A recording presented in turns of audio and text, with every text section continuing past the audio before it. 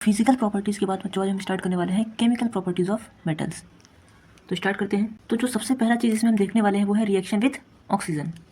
अगर metal reaction करे oxygen के साथ तो क्या बनाएगा। तो यहाँ पे लिखा है अगर कोई भी मेटल ऑक्सीजन के साथ रिएक्शन करेगा तो क्या बनाएगा, मेटल ऑक्साइड बनाएगा। यानी कि मेरे पास मेटल है, वो ऑक्सीजन के साथ रिएक्शन किया, क्या बनाएगा, मेटल ऑक्साइड बना देगा। सिंपल सी बात। क्या बात की हमने, मेटल जब भी ऑक्सीजन के साथ रिएक्शन करेगा मेटल ऑक्साइड बनाएगा। यानी कोई भी धातु ऑक्सीजन के साथ अभिक्रिया करेगी तो मेटल ऑक्साइड यानी धातुई ऑक्साइड बनाएगी। अब ये मेटल ऑक्साइड तीन तरीके का है, बेसिक है यानी क्षारीय ऑक्साइड है, ठीक, न्यूट्रल है यानी तटस्थ ऑक्साइड है, और एम्फोटेरिक है यानी एम्फोटेरिक ही होता है इसका हिंदी। अब बात करते हैं बेसिक ऑक्साइड क्या होते हैं।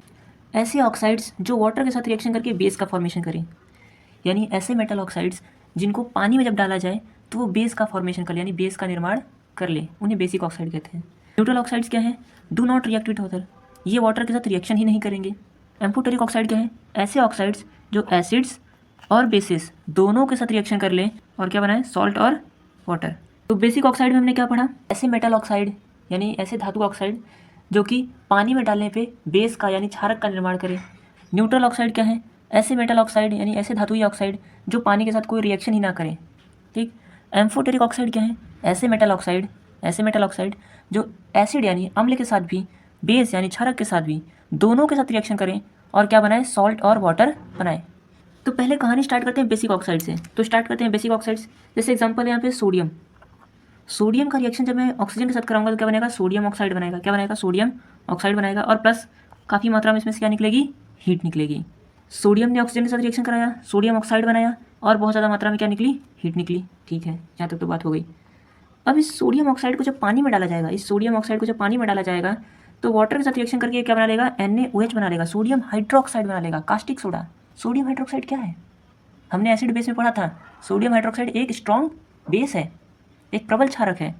इसका मतलब सोडियम ऑक्साइड को जब पानी में डाला तो इसने बेस का यानी क्षारक का निर्माण फॉर्मेशन कर लिया, तो ये बेसिक ऑक्साइड हो गया। सोडियम ऑक्साइड एक बेसिक ऑक्साइड है, क्यों, क्योंकि जब इसको पानी में डालते हैं तो ये बेस का फॉर्मेशन करता है, ठीक। सेम काम पोटेशियम ऑक्साइड, पोटेशियम का भी है। पोटेशियम लिया, ऑक्सीजन के साथ रिएक्शन कराया, पोटेशियम ऑक्साइड बना लेगा, प्लस क्या निकलेगा, हीट। तो पोटेशियम ऑक्सीजन के साथ रिएक्शन करेगा, पोटेशियम ऑक्साइड बनाएगा, प्लस वही सोडियम की तरह हीट निकलेगा। फिर वही काम, पोटेशियम ऑक्साइड को जब पानी में डालेंगे तो ये पानी के साथ रिएक्शन करके पोटेशियम हाइड्रोक्साइड बनाएगा जो कि एक बेस है। Sodium and potassium react vigorously with air too so are kept in kerosene oil. मतलब कहने का मतलब ये है, सोडियम और पोटेशियम हवा के साथ इतनी तेज़ी से रिएक्शन करते हैं कि इनको हवा में ऐसे खुला नहीं रख सकते, इनको केरोसिन ऑयल यानी मिट्टी के तेल में या फिर पैराफिन वैक्स यानी कि मोम के अंदर लपेट कर रखा जाता है। कुछ और बेसिक ऑक्साइड्स एग्जांपल देखते हैं। जैसे कि कैल्शियम है, ऑक्सीजन के साथ रिएक्शन करेगा, कैल्शियम ऑक्साइड बनाएगा। लेकिन एक चीज़ यहाँ पे ध्यान रखिएगा, सोडियम और पोटेशियम ऑक्सीजन के साथ आराम से रिएक्शन कर रहे थे, कैल्शियम फ्री में ऑक्सीजन के साथ रिएक्शन नहीं करेगा। इसको रिएक्शन करवाने के लिए पहले हीट देना पड़ेगा। वहाँ पे हीट बन रहा था, यहाँ पे हीट देना पड़ रहा है, एक एंडोथर्मिक रिएक्शन है, उष्मा क्षेपी रिएक्शन है, सॉरी उष्मा शोषी रिएक्शन है, एंडोथर्मिक। लेकिन इस कैल्शियम ऑक्साइड को फिर वही काम, कैल्शियम ऑक्साइड को पानी में डालेंगे तो कैल्शियम ऑक्साइड पानी के साथ रिएक्शन करेगा, कैल्शियम हाइड्रोक्साइड बनाएगा, COH होल ट्वाइस होता है, सही कर लीजिएगा। कैल्शियम हाइड्रोक्साइड बनाएगा, कैल्शियम हाइड्रोक्साइड क्या है, एक बेस है। सेम काम मैग्नीशियम है, ऑक्सीजन के साथ रिएक्शन करेगा, मैग्नीशियम ऑक्साइड बनाएगा, इसको भी हीट करना पड़ेगा। फिर मैग्नीशियम ऑक्साइड वाटर के साथ रिएक्शन करेगा, मैग्नीशियम हाइड्रोक्साइड बनाएगा जो कि एक बेस है। यहाँ पे भी गलती हो गई है, ये OH का होल ट्वाइस होगा।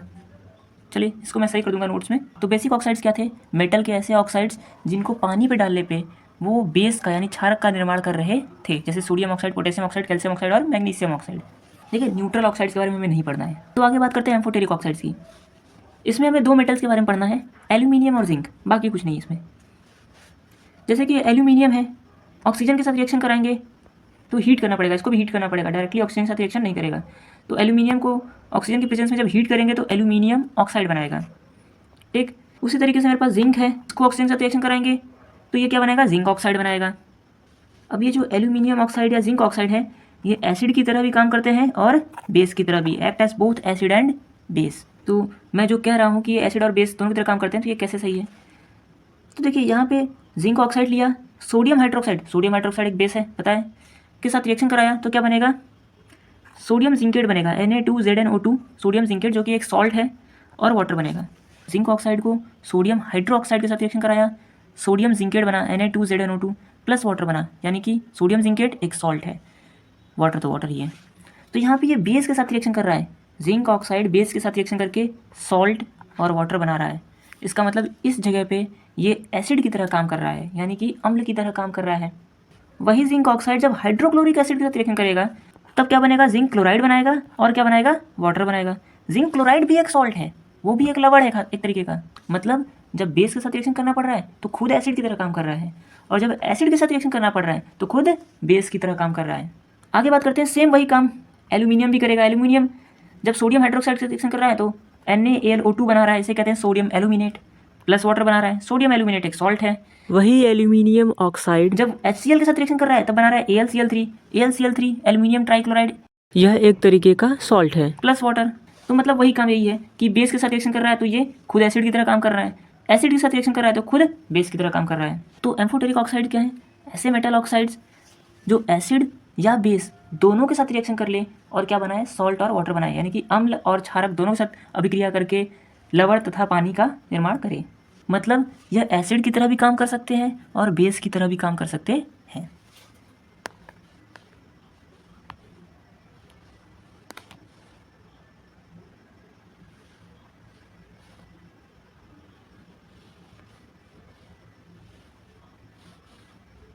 देखिए, रिएक्शन विथ ऑक्सीजन हमारा हो गया, ऑक्सीजन के साथ अभिक्रिया हमारी खत्म हो गई धातु की। अब बात करते हैं रिएक्शन विथ वाटर, यानी कोई मेटल है यानी कोई धातु है, अगर वो वाटर यानी पानी के साथ रिएक्शन करे तो क्या होगा।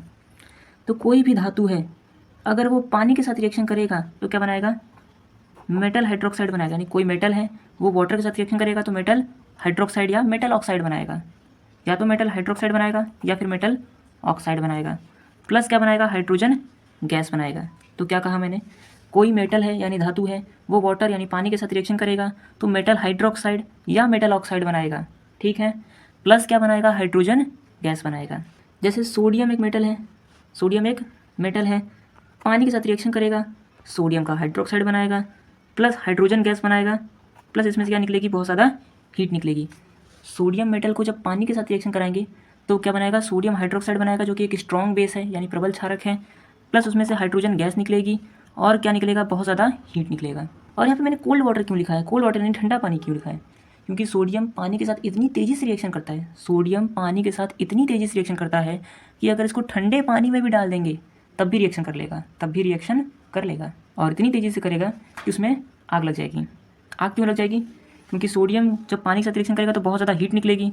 हीट की वजह से ये जो हाइड्रोजन गैस निकल रहा है ना, हीट की वजह से ये जो हाइड्रोजन गैस निकल रहा है ये हाइड्रोजन गैस जल जाएगा।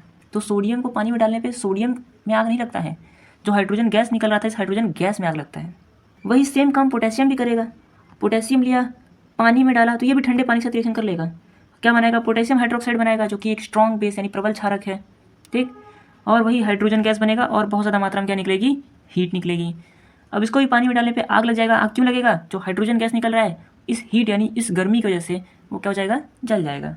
तो यहाँ पे क्या लिखा है, सोडियम और potassium react vigorously with water, यानी कि हवा के साथ भी ये बहुत तेज़ी से रिएक्शन कर रहे थे और पानी के साथ भी बहुत तेज़ी से रिएक्शन कर रहे हैं, जिसकी वजह से क्या निकलेगा, यहाँ पे हाइड्रोजन गैस निकलेगा और ये हाइड्रोजन गैस जो निकल रहा था वो क्या हो जाएगा, जल जाएगा। वही बात मैंने कही थी, ठीक, वही बात ये भी कह रहे हैं। सोडियम और पोटेशियम के बाद देखते हैं कैल्शियम और मैग्नीशियम को।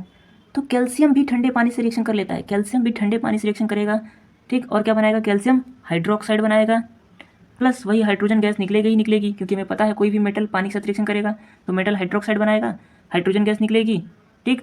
और यहाँ पे भी वही क्या निकलेगा, हीट निकलेगा।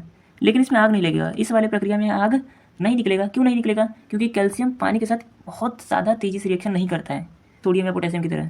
तो हीट निकलेगी, गर्मी निकलेगी, लेकिन उतनी ज़्यादा नहीं निकलेगी। मैग्नीशियम की बात करें तो मैग्नीशियम जो है वो पानी के साथ रिएक्शन करता है, लेकिन ठंडे पानी के साथ रिएक्शन नहीं करता। मैग्नीशियम ठंडे पानी के साथ रिएक्शन करेगा ही नहीं, ठंडे पानी में मैग्नीशियम को डाल दीजिए कुछ नहीं होगा, लेकिन गर्म पानी में मैग्नीशियम को डालेंगे तब रिएक्शन करेगा। क्या बनाएगा, मैग्नीशियम हाइड्रोक्साइड बनेगा और हाइड्रोजन गैस बनेगा। यहाँ पे कोई हीट नहीं बनेगी, यहाँ पे कोई गर्मी नहीं निकलेगी। आगे बात करते हैं एल्यूमिनियम की, जिंक की और आयरन की।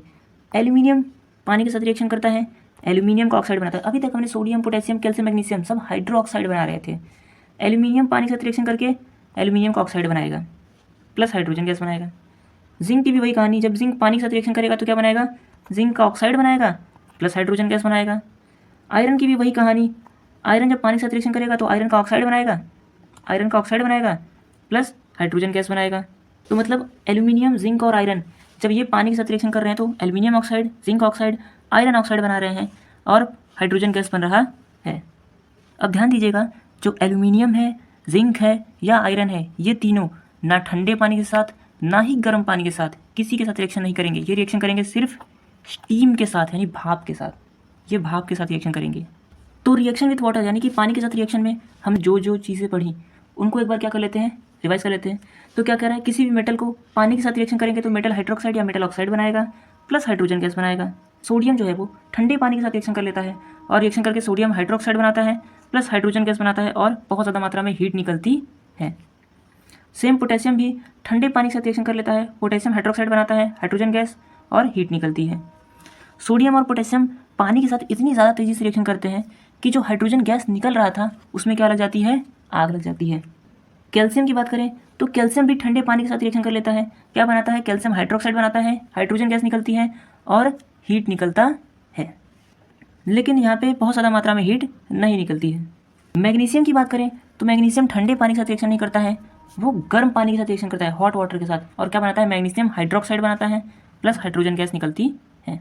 वही बात करें एल्यूमिनियम की, जिंक की और आयरन की, तो ये भाप के साथ रिएक्शन करते हैं और क्या बनाते हैं, हाइड्रोक्साइड नहीं, aluminium oxide, zinc oxide, iron oxide plus hydrogen gas. आगे बात करते हैं रिएक्टिविटी सीरीज की, यानी सक्रियता श्रृंखला की। तो रिएक्टिविटी सीरीज क्या है, एक सीरीज है, यानी यह एक श्रृंखला है जो हमें ये बताती है कि कौन सा मेटल मोर रिएक्टिव है और कौन सा मेटल लेस रिएक्टिव है, यानी कौन सी धातु ज़्यादा सक्रिय है, कौन सी धातु कम सक्रिय है। इस टेबल में जो मेटल सबसे पहले आ रहा है वो सबसे ज़्यादा रिएक्टिव है और जो सबसे लास्ट में आ रहा है वो सबसे कम रिएक्टिव है। यानी कि अगर हम पोटेशियम से चलते हुए आगे बढ़ें, potassium, barium, calcium, sodium, magnesium, तो जैसे जैसे नीचे बढ़ रहे हैं रिएक्टिविटी क्या होती जा रही है, घटती जा रही है ना। नीचे का एरो बनाए और रिएक्टिविटी क्या हो रही है, डिक्रीज हो रही है। उसी तरीके से मैग्नीशियम के बाद हमारा आएगा एल्यूमिनियम, इसकी रिएक्टिविटी और भी कम होगी। फिर एल्यूमिनियम से नीचे जाएंगे तो रिएक्टिविटी और कम होती जाएगी। फिर ऐसे आते आते आते लास्ट में प्लेटिनम की रिएक्टिविटी बहुत कम होती है। प्लेटिनम की रिएक्टिविटी इतनी कम होती है कि एक तरीके से मान लीजिए ये रिएक्शन करता ही नहीं है। तो रिएक्टिविटी सीरीज में क्या हमने पढ़ा कि एक सीरीज है जो ये बताती है कि कौन सा मेटल मोर रिएक्टिव है, कौन सा मेटल लेस रिएक्टिव है। पोटेशियम से जैसे जैसे नीचे बढ़ेंगे वैसे वैसे रिएक्टिविटी क्या होती जाएगी, घटती जाएगी। और प्लेटिनम जो है वो सबसे कम रिएक्टिव मेटल है पूरे पीरियोडिक टेबल का। आगे बात करते हैं डिस्प्लेसमेंट रिएक्शन की। देखिए हमने मेटल्स के बारे में क्या पढ़ा, ऑक्सीजन के साथ रिएक्शन, पानी के साथ रिएक्शन, और उसके बाद रिएक्टिविटी सीरीज के बारे में पढ़ा। लास्ट में पढ़ना है क्या, डिस्प्लेसमेंट रिएक्शन। डिस्प्लेसमेंट रिएक्शन के बारे में अगर आपको याद हो तो हमने पहले वाले चैप्टर में भी पढ़ा था, तो इसमें कुछ खास हमें देखने की ज़रूरत नहीं है, हमने पहले वाले चैप्टर में पढ़ रखा है। बस आपको याद करना है कि डिस्प्लेसमेंट रिएक्शन में क्या हमने पढ़ा था कि more reactive metal less reactive metal को क्या कर देगा, हटा देगा उसकी जगह से। यही हो रहा है यहाँ पे। देखिए जो ज़्यादा सक्रिय धातु है वो कम सक्रिय धातु को हटा देगी। आयरन रिएक्टिविटी सीरीज में पहले आता है, कॉपर बाद में आता है, तो मतलब आयरन ज़्यादा रिएक्टिव हो गया। आयरन ताकतवर है, कॉपर को हटाएगा, ठीक, कॉपर अलग जाएगा और आयरन इसकी जगह ले लेगा। बस कहानी ख़त्म। तो यहाँ से हमारा केमिकल प्रॉपर्टीज़ ऑफ मेटल्स हुआ समाप्त। आगे हम देख रहे हैं अकरेंस ऑफ मेटल्स। तो ये जो टॉपिक है ये अपना स्टार्ट करने वाले हैं अगले वीडियो में।